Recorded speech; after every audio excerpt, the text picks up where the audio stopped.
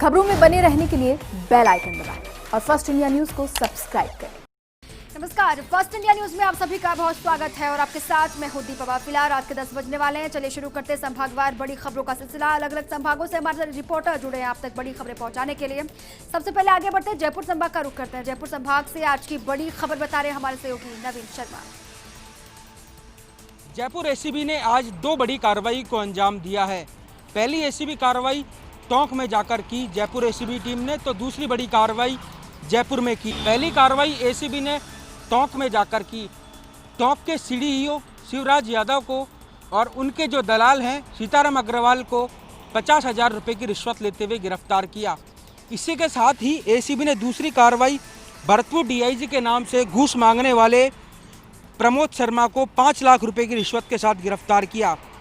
DIG Lakshman Gaur के बेटे का दोस्त बताया जा रहा है प्रमोद अग्रवाल। इसी के साथ ही प्रमोद ने उद्योग नगर सीआई चंद्र प्रकाश के नाम से रिश्वत की राशि की मांग की थी। 10 लाख रुपए की रिश्वत की उन्होंने मांग की थी और तकरीबन 5 लाख रुपए में सौदा तय हुआ था। और आज एसीबी ने 5 लाख रुपए की रिश्वत लेते हुए आरोपी को रंगे हाथों गिरफ्तार कर लिया। आपको बता दें कि रेंज के सीआई को डीआईजी के घर से फ़ोन लगाया जाता था और जो आरोपी है वो फ़ोन करता था और ये पूरा खेल व्हाट्सएप कॉलिंग के जरिए किया जाता था। आज जो है एसीबी की टीम ने एक कार्रवाई की है और एक प्रमोद शर्मा नाम के एक व्यक्ति को 5 लाख रुपए लेते हुए गिरफ्तार किया है।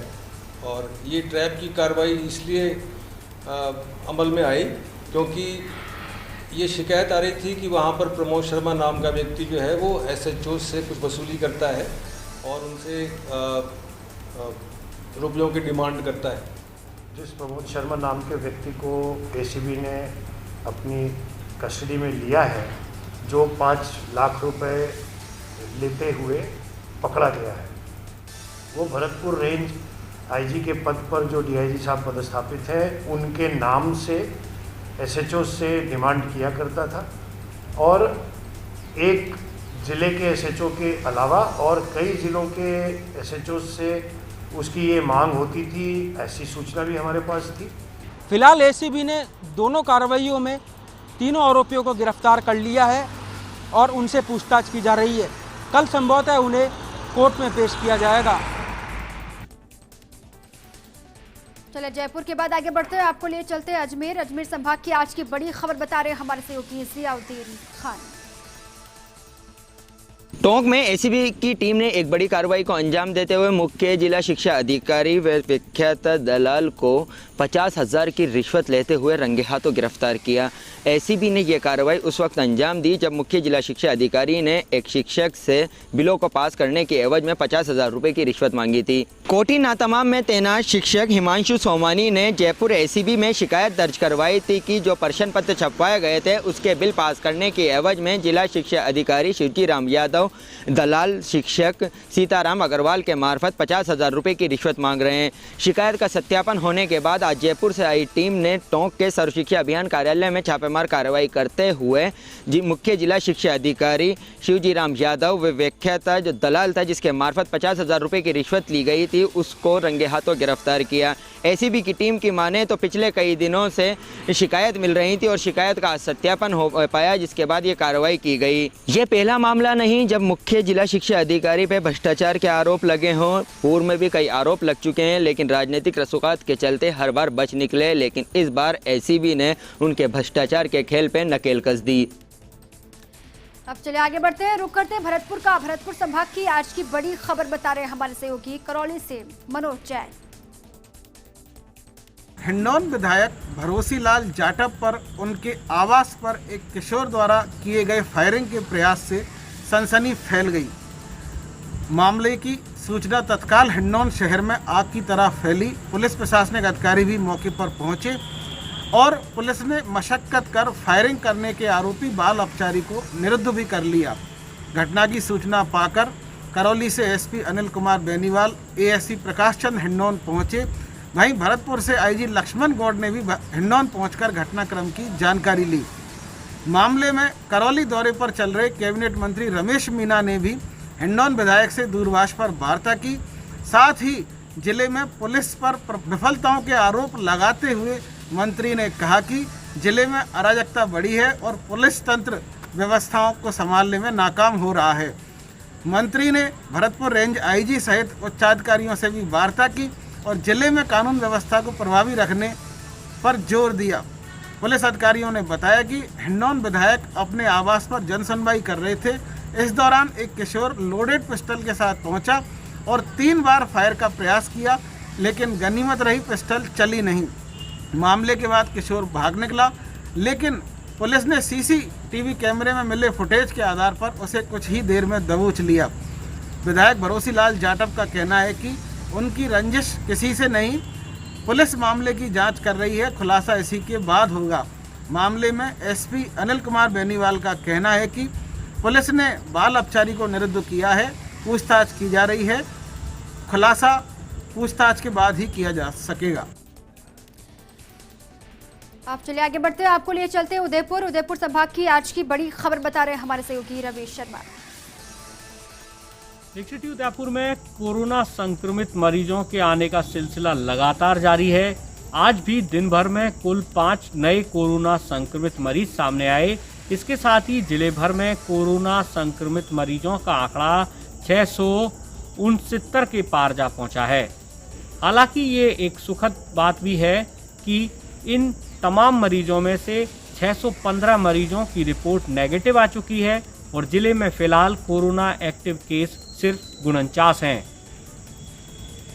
इस सब के अलावा आज अनलॉक बंद के तहत अब सरकार ने धार्मिक स्थलों को खोलने की कवायद भी शुरू की है और इसी को लेकर आज जिला कलेक्ट्रेट में एक महत्वपूर्ण बैठक का आयोजन हुआ, जिसमें जिला कलेक्टर ने जनप्रतिनिधियों और धर्मगुरुओं से चर्चा की। संभव है कि 15 जुलाई के बाद तमाम धार्मिक स्थल शुरू हो जाएंगे और ऐसे में जिला प्रशासन पूरी एहतियात के साथ इस तैयारी को कर रहा है।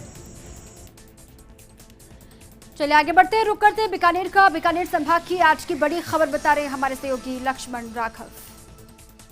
बीकानेर में आज आए 7 नए कोरोना पॉजिटिव, साथ ही साथ एसीबी के 2 कार्मिक भी पाए गए कोरोना पॉजिटिव। तो वहीं एक तरफ राज्य सरकार कोरोना की जागरूकता के लिए कार्यक्रम चला रही है, लेकिन बीकानेर के जिला कलेक्टर कार्यालय में ऐसा लगा पर उपदेश कुशल बहुतेरे। जी हां, यहां इस बिल्डिंग में जिला रसद कार्यालय के आगे न केवल सोशल डिस्टेंसिंग की धज्जियां उड़ती दिखाई दी, बल्कि लोग एक दूसरे पर गिरते दिखाई दिए। ऐसे में सवाल उठना लाजमी है कि एक तरफ हम दूसरों को ये पाठ पढ़ा रहे हैं, तो वहीं अपने ही कार्यालयों में हम सोशल डिस्टेंसिंग की पालना नहीं कर पा रहे हैं। नहीं, कोई नहीं है, सैनिटाइजर वगैरह कुछ भी नहीं करवा रहे हैं, ना कोई दूरी वगैरह करवा रहे हैं, कुछ भी नहीं है, कोई नहीं है, सब एक साथ खड़े हैं। राशन कार्ड अपडेट करवाना है, जन आधार कार्ड में जुड़वा के फिर आगे अपडेट करवाना है ताकि राशन मिल सके। हमें राशन मिल नहीं रहा डिपो से। सवाल ये भी है कि जहां बाहर इस तरह के मामलों पर चालान होते हैं, तो क्या यहां आला अधिकारियों की आंखों पर पट्टियां बंधी हुई है और आखिर क्यों इस तरह के दृश्य पैदा हो रहे हैं? वो भी तब जब धीरे धीरे बीकानेर में भी कोरोना पांव पसार रहा है और यहाँ पर भी लगातार मरीज मिल रहे हैं। सवाल उठना लाजमी है, देखना है इस पूरे मामले पर क्या कार्रवाई होती है। बीकानेर के बाद अब चलिए आगे बढ़े, आपको ले चलते हैं कोटा संभाग की आज की बड़ी खबर बता रहे हैं हमारे सहयोगी भवर एस चारण। नगर विकास न्यास कोटा का अतिक्रमणकारियों के खिलाफ बड़ा एक्शन। एक ही दिन में 700 बीघा जमीन को करवाया अतिक्रमण मुक्त। बंदा धर्मपुरा गांव में अलसुबह शुरू हुई ये कार्रवाई देर सवेरे तक जारी रही। इस दौरान करीब आधा दर्जन थानों के जाब्ते के अलावा डीआईजी रविदत्त गौड़ और एसपी सिटी गौरव यादव खुद मॉनिटरिंग करने के लिए मौके पर पहुंचे। यहाँ अतिक्रमणकारियों ने यूआईटी की देवनारायण योजना की जमीन पर कब्जा कर रखा था और न सिर्फ यहाँ पर कच्चे पक्के मकान बना रखे थे, बल्कि मेड़बंदी करके अतिक्रमणकारियों ने बेखौफ यहाँ पर खेती ही शुरू कर दी थी। यहाँ पहले भी यूआईटी ने अतिक्रमण को हटाने का प्रयास किया था, लेकिन उस दौरान अतिक्रमणकारियों ने यूआईटी दलों पर पत्थरबाजी की थी और वहाँ पर यूआईटी के दस्तों को भगा दिया था। लेकिन इस बार यूआईटी पूरे दल बल के साथ पहुँचा और करीब 700 बीघा बेशकीमती जमीन को अतिक्रमणकारियों से मुक्त करवा दिया। इसके साथ ही कोटा जिले में अतिक्रमण हटाने की एक और बड़ी कार्रवाई कोटा जिले के कनवास उपखंड में भी हुई है। यहाँ एसडीएम राजेश डागा की अगुवाई में जालिमपुरा ग्राम पंचायत की करीब 130 बीघा गोचर भूमि को भी अतिक्रमणकारियों से मुक्त करवाया गया। कोटा के बाद आगे बढ़ते हैं, रुक करते हैं जोधपुर का। जोधपुर संभाग की आज की बड़ी खबर बता रहे हैं हमारे सहयोगी राजीव गौर। आखिरकार आते आते मानसून आ ही गया। जिस तरीके से एक सप्ताह से लगातार उमस और भीषण गर्मी थी, उससे राहत मिली है। सुबह बादल छाए और मौसम सुहाना हुआ, मगर बादल नहीं बरसे। फिर सूरज ने जिस तरीके से दिन भर प्रकोप रखा, उससे भीषण गर्मी रही, उमस भी रही, मगर शाम होते होते आखिरकार बादल बरस गए। जब बादल बरसे तो ऐसे बरसे कि कुछ इलाकों के अंदर तो झमाझम बारिश हुई, मगर कुछ इलाके सूखे भी रह गए, कुछ इलाकों में बूंदाबांदी से ही संतोष करना पड़ा। मगर मौसम इतना सुहाना, इतना ठंडक भरा हो गया कि लोगों को उमस से राहत मिली है। अब लगातार उम्मीद है कि अब जब मानसून रहे तो कंटिन्यू अगर सक्रिय रहेगा तो किसानों को भी लाभ होगा, आमजन को भी राहत मिलेगी, क्योंकि बिन पानी सब सून। मगर ये बात कहनी पड़ेगी कि इस बार मौसम विभाग ने जो संकेत दिए वो कहीं न कहीं ठीक उतरते नजर आए, और इसलिए लोगों ने आज मानसून की पहली बारिश का स्वागत किया, इंद्र देवता को धन्यवाद दिया और कहा भी है कि अब बरसते रहिए, बरसते रहिए। चलिए, इसी के साथ ही अपने अपने संभागों से बड़ी खबरें दर्शकों तक पहुंचाने के लिए आप सभी का बहुत शुक्रिया।